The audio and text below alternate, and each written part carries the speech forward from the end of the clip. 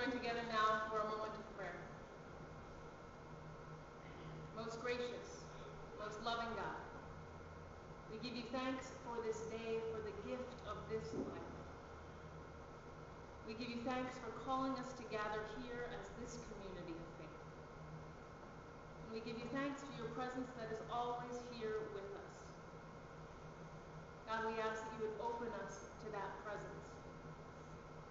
Open us that we might be filled with your love. Open our eyes, our ears, our hearts, our minds.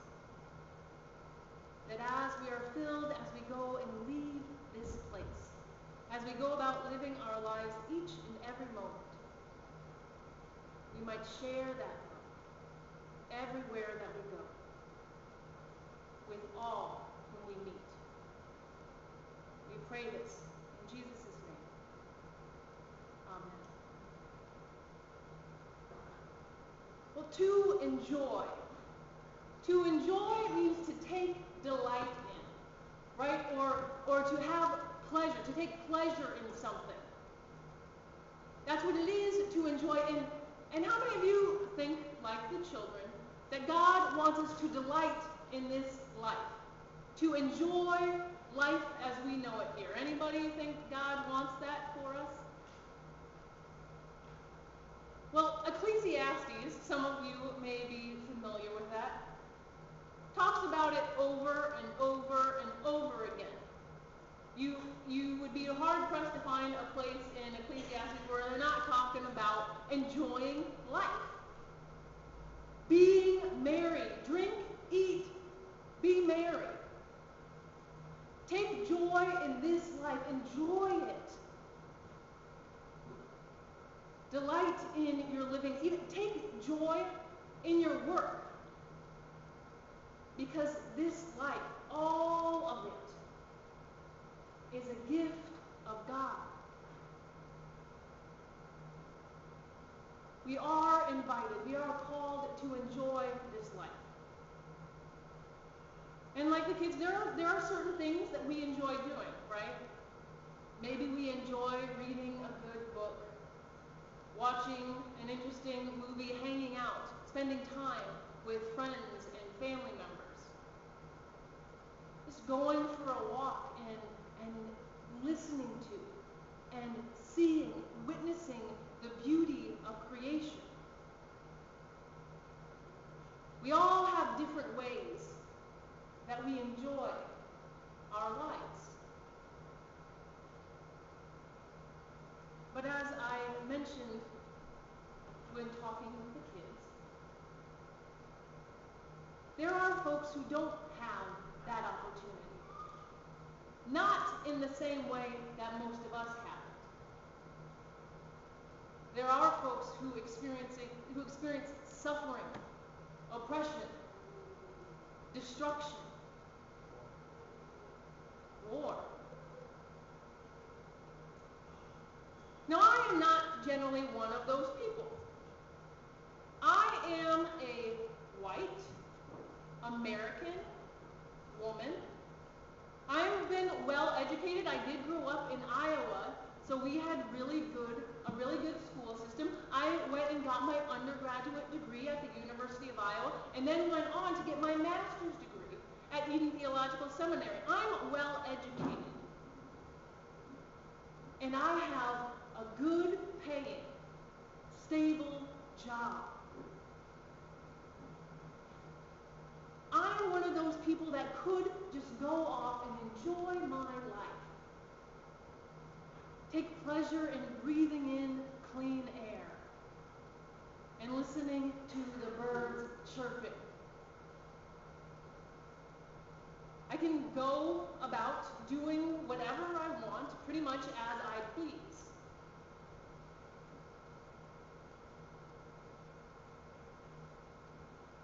That is the privilege that I have. But today, on this 1-year anniversary of the shooting and death of Michael Brown in Ferguson, Missouri, I have to be aware that not all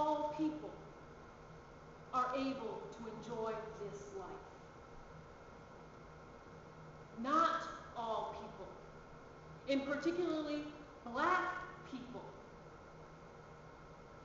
are not given the same opportunities that I have as a white person living in this society. And I could turn my back on that. I could turn away. I could just ignore these other people over here who don't have the same privileges that I have. I could just go on and have trips and watch movies and read books and play with my friends, have fun with my family, enjoy swimming and singing and doing whatever it is I want to do, driving, walking down the street.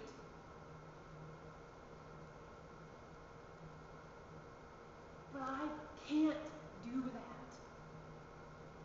I can't. I can't fully enjoy this life when I know that there are so many people living in this world who don't have that opportunity. I am called to work for racial justice, to work for all kinds of justice. But today I want to talk about racial justice. I'm called to do that. Not because I have two sisters who are black. Not because I am in love with a black man from Kenya. And that when we do have children together, they will be black. I'm not called to do this work, to stand up, to show up, to work for racial justice just because I know people of color. That probably has an impact on it, right? It probably does come in to factor. It has some impact.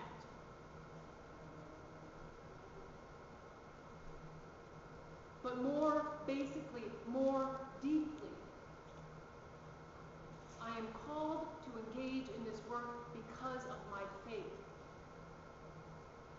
Because I seek to be a follower of Jesus. Because I seek to walk in the ways of our God. Our text here today, this psalm, tells us how it is that we can enjoy life. It doesn't say to go out and party.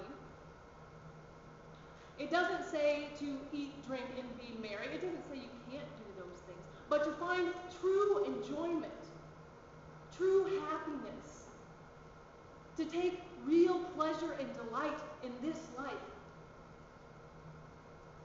is to be merciful, to be generous, to work for justice, to live in righteousness, to lift up those who have been oppressed for so long, to lift our foot up off of those whom we are oppressing.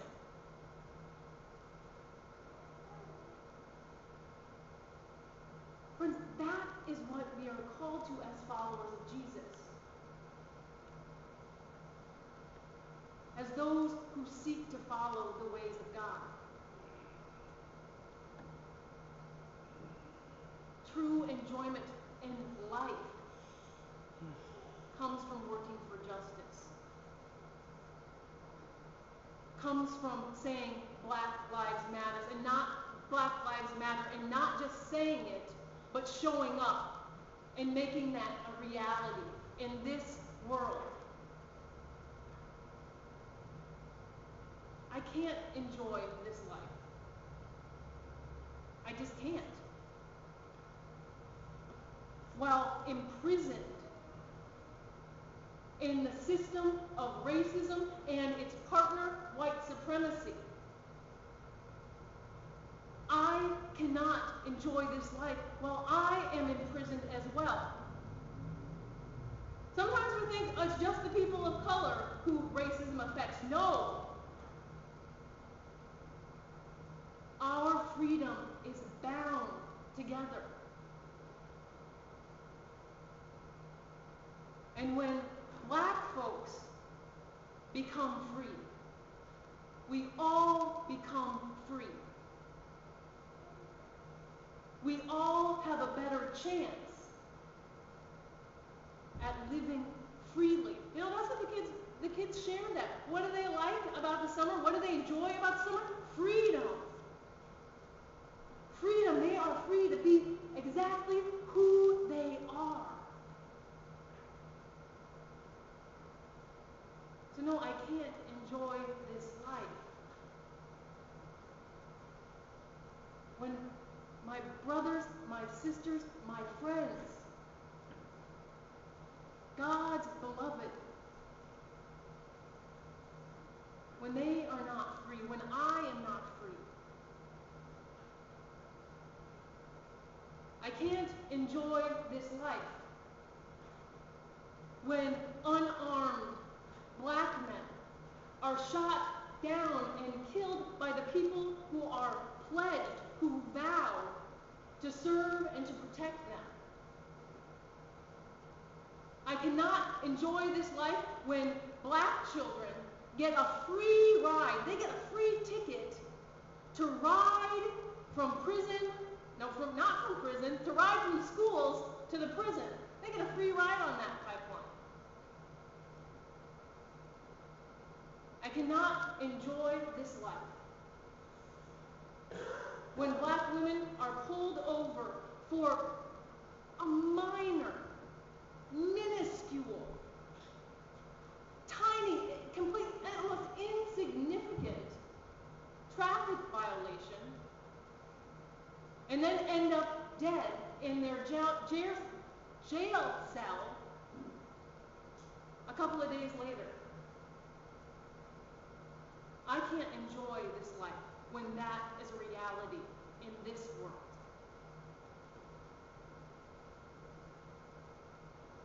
The only chance I have at enjoying this life, this great blessing that we each get to experience. We are alive. We get to live and move and be in this place. The only way I can fully enjoy that I can even begin to enjoy that, is to work for justice, to advocate for peace, and that's not just calm, quiet, standing beside the river, having a nice breeze coming. Yes, that's peaceful. But peace is about more than that. Peace is about more than quiet. Peace is about hungry bellies being filled. Peace is about being able to walk out your door and not wondering how someone is going to discriminate against you because of the way you look, because of the color of your skin. Peace is overall well-being.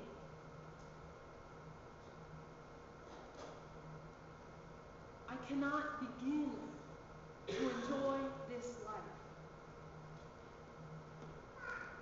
until I seek to walk in the ways of our God,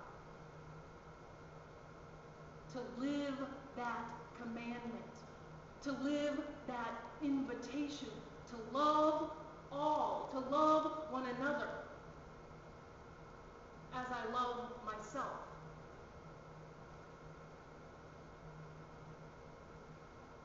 Yes, God wants us to enjoy this life. God wants us to savor the juicy sweetness of strawberries. God wants us to enjoy the sun warming our skin. God wants us to enjoy playing with children. having deep, meaningful conversations with strangers and with those whom we love. God wants us to enjoy this life. But we cannot truly do that. We cannot fully do that until every person in this nation, in this world, is treated with dignity and respect, with love, with kindness, with generosity. We cannot fully enjoy this life. I cannot fully enjoy this life until Black Lives Matter in this country, in this state, in this town, and yes, in this beloved church of ours.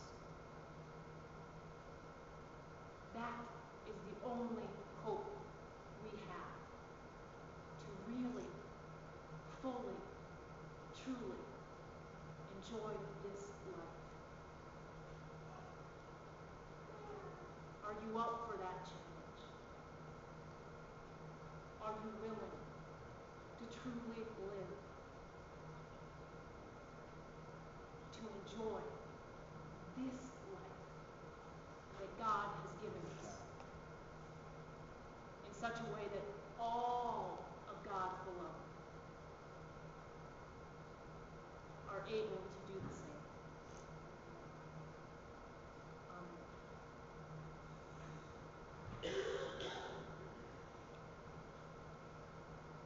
Friends, I invite you to join now in singing hymn 648.